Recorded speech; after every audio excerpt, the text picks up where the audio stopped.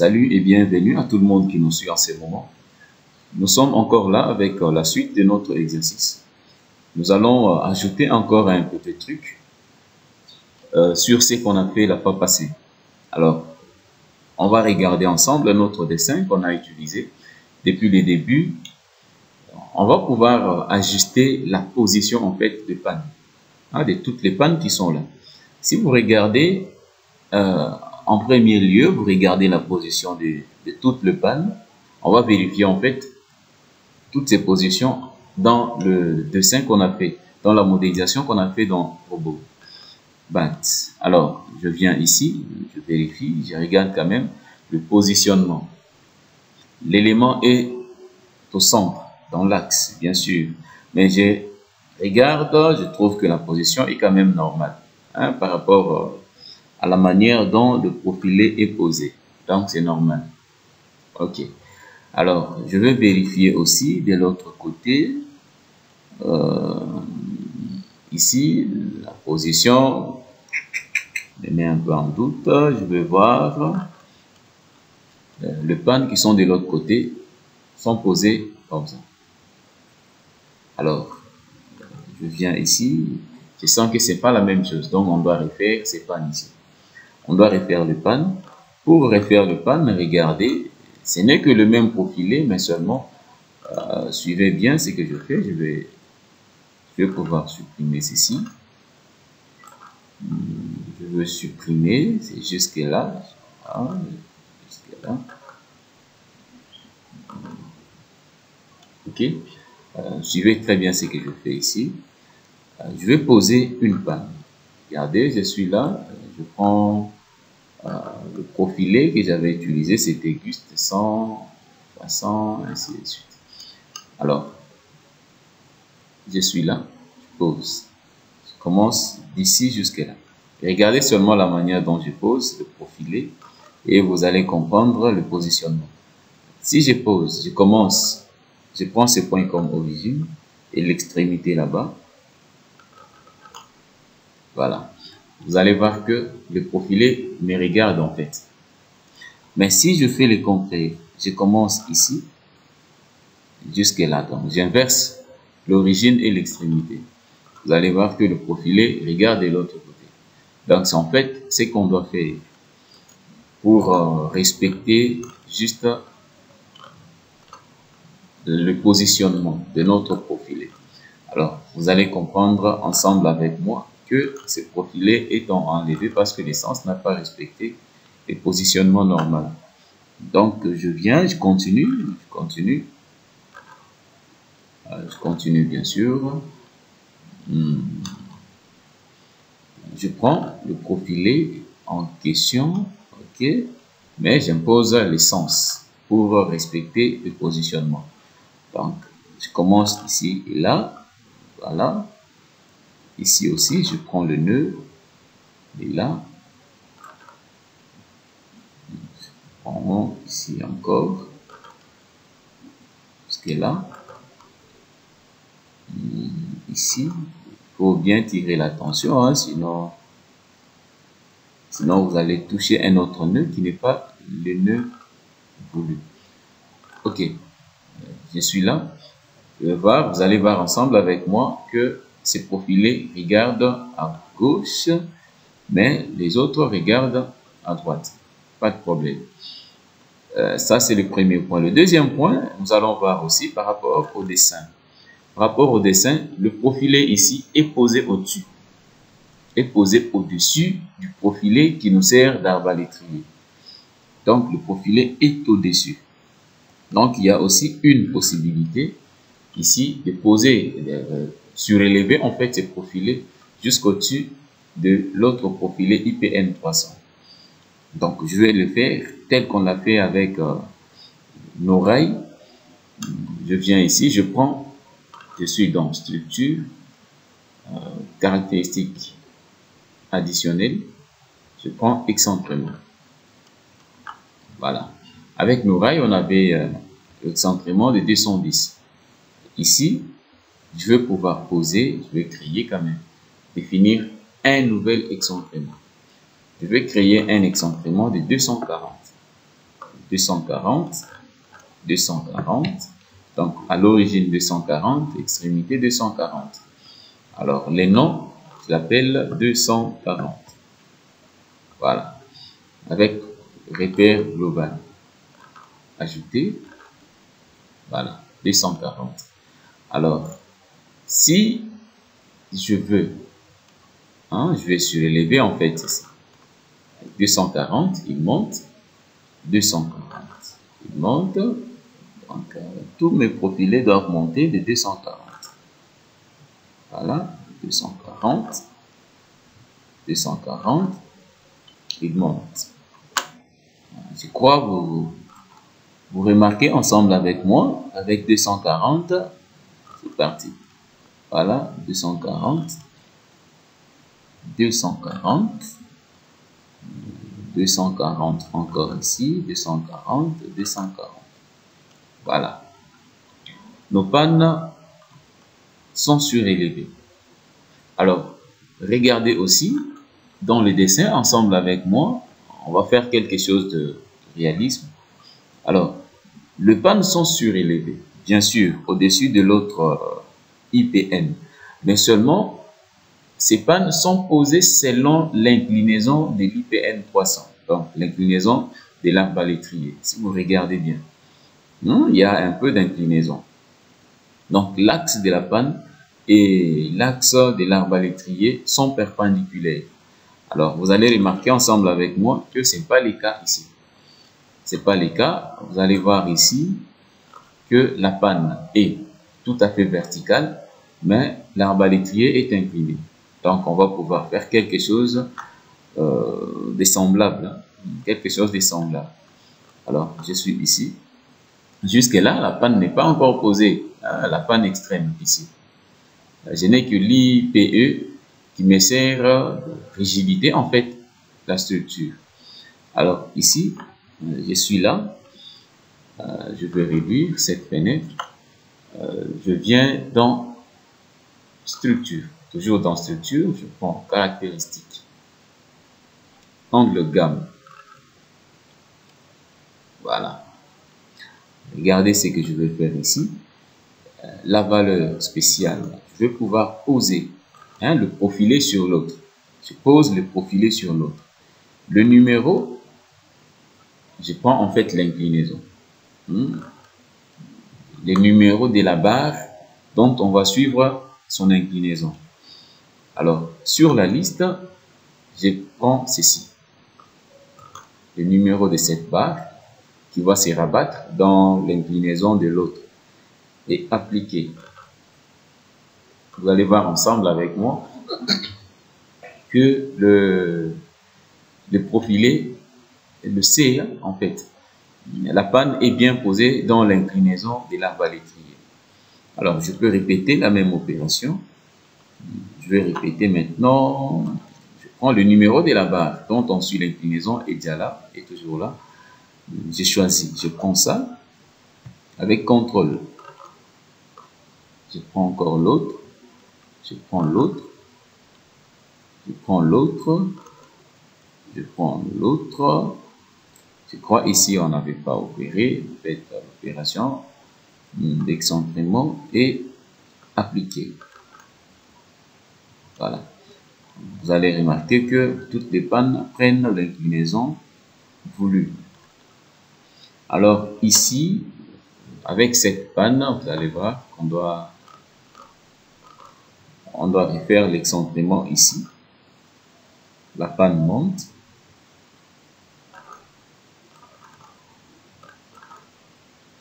Elle monte. On doit la rabattre aussi selon l'inclinaison. Je réduis, je pose, je prends ceci. Appliquer. Voilà. Je reviens encore de l'autre côté avec toutes les pannes qui sont ici. L'inclinaison, ce n'est pas cette inclinaison cette fois-ci. Je vais choisir une autre inclinaison par rapport aux pannes qui sont placées dans l'arbalètrier de l'autre côté. Donc, j'ai choisi. Je peux choisir par exemple ça. Et le numéro, je mets le numéro de cette barre appliquée. Voilà, elle est Elle est posée aussi. Et je vais mettre toute une liste de pannes. Ici, là-bas, là, en appuyant sur CTRL. Ok, ok. Et on applique, et toutes les pannes sont posées. Donc, l'opération a réussi.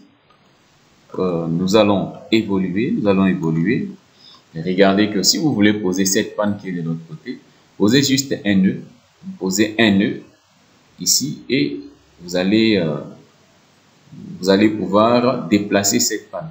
Selon aussi, bien sûr, l'élément, hein, selon la mesure en fait. Selon la mesure voulue et l'excentrement, si vous en avez besoin comme ça. Alors, ici aussi, deux pannes pétières peuvent être posées aussi, là et là, selon la distance et l'excentrement voulu aussi. Pas de problème, pas de problème. Ce sont de mêmes opérations qu'on doit répéter. Donc, je crois on a fait ce dont on avait besoin. Et vous allez remarquer aussi, je peux fermer, vous allez remarquer aussi ensemble avec moi que cette structure a été modélisée dans étude d'une coque. Mais seulement la manière dont la structure est modélisée, vous allez comprendre que les fonctionnements, c'est un fonctionnement d'un treillis. Hein, un treillis. Et dans étude d'une coque, lorsqu'on va lancer les calculs, même bien qu'on a déjà fait, vous allez comprendre que la structure doit générer des moments à l'intérieur de pièces. À l'intérieur des pièces. On peut voir ça ensemble. On avait lancé les calculs. On peut répéter. Vous allez voir. Vous allez voir un peu ce que je veux dire. Voilà. Le calcul est bien parti. On va essayer de voir un peu le diagramme des moments fléchissants. Donc, pas le diagramme des moments fléchissants. Non. On a besoin de voir le moment dans le bar, s'il y a des moments qui existent dans ces barres ici. Je peux faire clic droit, propriété de l'objet, et je suis là. NTM. Je veux voir le moment, si le moment existe. Vous allez voir qu'il y a un moment qui existe à l'intérieur de cette barre. Il y a un moment qui existe. J'enlève les moments, j'ai besoin de voir le FZ. FZ n'est pas là. FY n'est pas là. FX est là. Mais seulement, vous allez remarquer que je prends le moment. Je prends d'abord le moment. Le moment en Y. Je viens ici. Pour l'autre, il y a toujours un moment qui existe. Il y a toujours un moment qui existe. Or, la particularité de ces éléments, c'est que du fait que la structure est modélisée dans étude d'une coque, vous allez remarquer la présence des moments.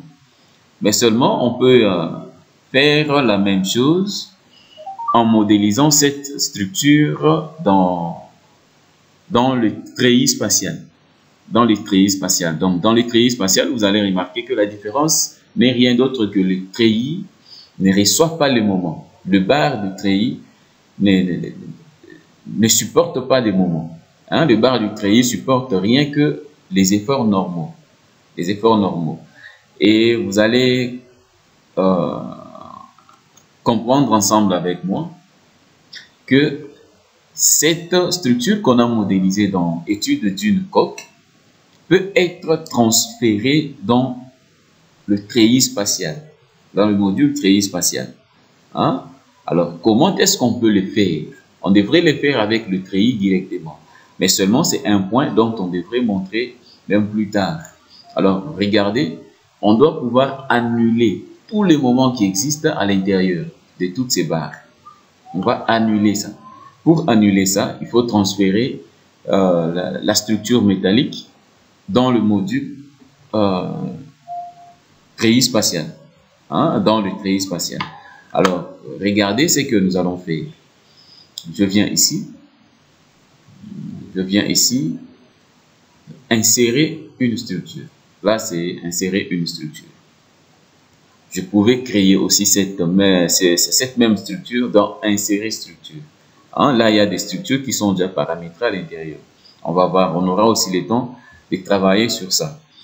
Je viens ici, définition de la structure. J'entre à l'intérieur, je veux voir quelque chose. Ici, il y a insérer fichier. Insérer fichier. Là, nous avons insérer structure type. Là, nous avons type de structure. Type de structure. Si je clique sur ce type de structure, on me renvoie ici. Nous avions utilisé étude d'une coque. Mais nous voulons juste que notre structure modélisée, notre structure métallique, soit dans étude d'un treillis spatial. Donc, je peux cliquer ici. Je clique. Voilà. Logiciel fait le téléchargement et on est dans treillis spatial. On est dans treillis spatial. Et je peux aller en 3D. C'est toujours notre structure, sans problème. Mais la particularité ici, c'est que on va essayer de faire la même chose, c'est qu'on avait fait. C'est qu'on avait essayé de voir. Ok. Je fais clic droit, propriété de l'objet. Propriété de l'objet, caractéristiques. Je peux relancer, le calcul. Instabilité, au nœud vers Y.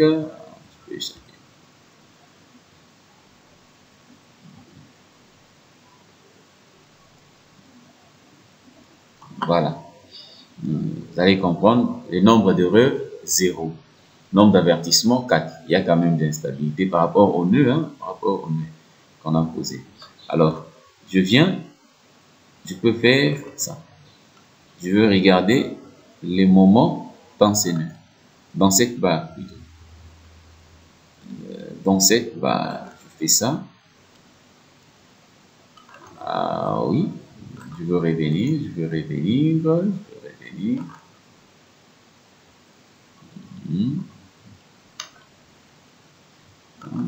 Voilà, clique une fois, cliquer. NPM, vous allez voir que le moment n'existe pas. Il n'y a pas moyen même de cocher pour voir la valeur de moment. Donc, dans le treillis spatial, dans le treillis en fait, que le treillis soit spatial ou plan, il n'y a pas l'existence de moment. Il n'y a pas l'existence de moment. En fait, je suis là. Là, c'est l'effort normal. Vous allez voir que ce n'est que l'effort normal qui doit exister. L'effort normal doit exister. Alors, ici, je prends ceci. Voilà.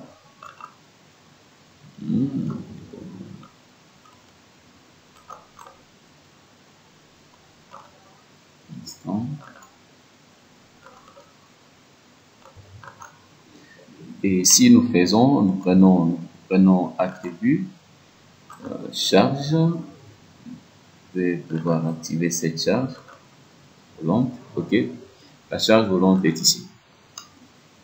La charge volante est là. Vous allez remarquer ensemble avec moi que l'effort normal n'est pas à l'intérieur. C'est 0, quelle que soit la position de la charge. Si je clique, la barre est là. L'effort normal est 0. Pourquoi l'effort normal est 0? Il faut comprendre. Les Robobat, c'est un logiciel, bien sûr, mais seulement il fait ce qu'on lui donne de faire. Si tu lui donnes mal, il te fait aussi mal. Il te donne de faux résultats. Si tu fais bien, il te donne des bons résultats. Donc, vous allez comprendre quelque chose. Ici, nous avons envoyé la structure dans treillis spatial. Dans treillis spatial. Dans treillis spatial, vous restez sans ignorer aussi, je répète, que le moment n'existe pas dans le bar du treillis. Les moments n'existent pas. Les moments fléchissants. Ce ne sont que les efforts normaux. Mais ici, la structure ne dégage pas le moment, les efforts normaux. Et vous allez comprendre que, quel que soit tout ce qu'on a fait, il faut voir la répartition des charges. Comment la charge ou les charges sont réparties dans notre structure. Regardez, il y a une charge qui agit là. Alors, en dehors de ces deux charges ici, vous allez voir qu'avant que la charge entre dans le bar des treillis, la charge est dans ces barres ici. La charge est dans ces barres. Alors, du fait que la charge est dans ces barres, il y a d'abord la flexion à l'intérieur. Il y a d'abord la flexion à l'intérieur. Ces deux barres travaillent à la flexion.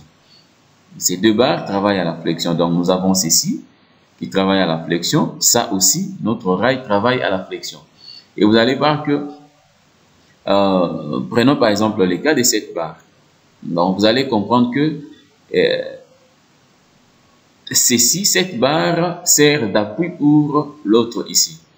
Donc, du fait que ceci, c'est un appui, il y aura les moments de flexion à l'intérieur.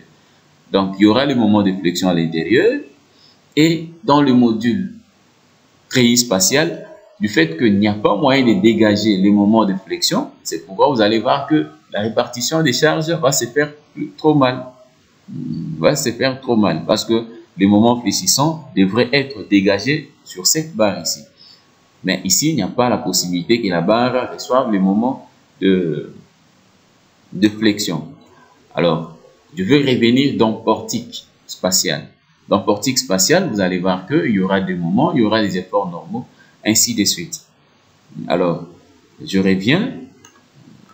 Je crois que vous avez très bien compris. Non, ça c'est... Là, c'est imprimé dans des calculs. En fait, vous allez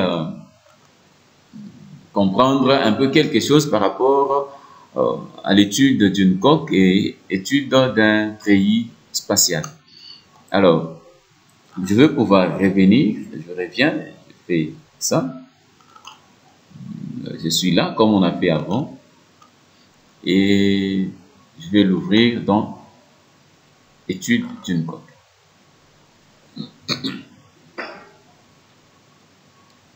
Voilà, je suis là. Alors, lorsque vous faites ces transferts, en fait, il faut toujours relancer les calculs. Il faut relancer les calculs. Alors, je relance.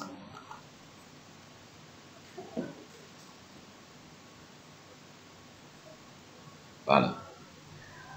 Je vais pouvoir demander, des efforts à l'intérieur de cette même barre. Maintenant, les moments, on me dit aucun. On me dit aucun. Il n'y a pas de moment par rapport à la position en fait du convoi. Parce qu'il faut bien comprendre le truc. Par rapport à la position du convoi. Alors, ici, si je prends fx, on me dit aucun. Je vais faire quelque chose. Je fais ça, clic droit, attribut, charge. Je vais activer la charge roulante. OK. Voilà. Et vous allez comprendre, aucun, je vois, my, il y a certainement une valeur à l'intérieur. Fx, 0, Fz, 0. Donc là, Fx a un peu une valeur. Vous allez comprendre que toutes ces valeurs dépendent de la position qu'occupe le convoi sur le rail. Alors, je fais ça, chargement, sélectionner composant du cas. Voilà, ici je vais voir un peu le positionnement, la valeur de chaque élément par rapport au positionnement de la charge. Je suis comme composant 28, passe à 29, 30, 31. Donc vous allez voir que à chaque fois que je me déplace, la valeur est en train de changer. Même le moment va changer aussi. À chaque fois que je me déplace. Voilà. Les moments changent. La charge est en train de venir vers la ferme dont j'ai ciblé la barre. Lorsque la charge approche, vous allez voir que la valeur augmente. Il faut comprendre un peu ça. La valeur augmente. Je prends la position 55. Je prends 55, je suis là. À 55, vous allez comprendre, regardez les moments. À 55, les moments est là. Le moment est là. Je passe à l'effort qui est la fx, j'ai aussi fy, j'ai fz. Alors, vous allez comprendre l'effort normal et la 4. 4. Je crois comme unité, on a le tonne, hein? Tonne comme on avait paramétré avant. Alors, nous avons 4,89. Si je passe à 56, l'effort augmente, 5,63. Je passe à 57, je suis presque à la limite, c'est 6,39. Là, je crois, les gens, les amoureux de la génie civile comprennent bien comment la structure fonctionne, comment ça fonctionne. Alors, je crois, là, nous sommes là. Si j'ai choisi encore ça, j'ai choisi cette barre, j'aurai aussi des efforts à l'intérieur. L'effort normal, et puis le moment aussi. Le moment aussi. Et si j'échange, j'ai aussi des moments, j'ai aussi l'effort normal. Ceci varie selon la position, en fait, la position de notre convoi sur la structure. Et pour faire le dimensionnement, je crois on va faire ça dans la vidéo qui va suivre. Pour faire le dimensionnement, on va se baser sur les éléments de réduction le plus supérieur, selon aussi la position du convoi sur le rail. Alors, vous allez remarquer ensemble avec moi que la position du convoi qui va me donner le plus grande valeur, c'est cette position-là qui sera utilisée pour dimensionner les éléments de structure. Et lorsqu'on a lancé les calculs dans le module treillis spatial, je crois que vous avez vu des instabilités. Chaque fois, si le nœud, disons, si la structure n'est pas encore dimensionnée, ou le bar qu'on a utilisé pour modéliser cette structure ne sont pas compatibles, ne sont pas capables de recevoir tous les éléments qui sont à l'intérieur, vous allez voir deux fois. Chaque fois, on vous écrit, il y a instabilité. Donc, il faut bien vérifier la structure, bien vérifier les sections de votre structure pour que le profilé réponde favorablement et arrive à supporter toutes les charges imposées. Donc, en fait, c'est un peu quelque chose comme ça. Donc, les ingénieurs qui utilisent, qui connaissent bien la matière, comprennent très bien ce que je suis en train de dire. Donc, nous sommes presque à la fin de notre vidéo. On évite quand même des vidéos longues, des vidéos kilométriques, comme je peux le dire. Et à la prochaine, on va pouvoir dimensionner notre structure et vous allez comprendre comment est-ce que nous allons donner des sections, nous allons modifier des sections de profilé en fonction de la charge, en fonction des éléments qui sont à l'intérieur, donc des charges intérieures en fait. Merci et on se revoit à la prochaine. Je crois, j'insiste encore plus. N'hésitez pas de vous abonner sur la chaîne et lorsque vous vous abonnez, ça nous motive en fait. Ça nous motive à publier plus de vidéos et selon vos suggestions et selon vos demandes. Pas de problème.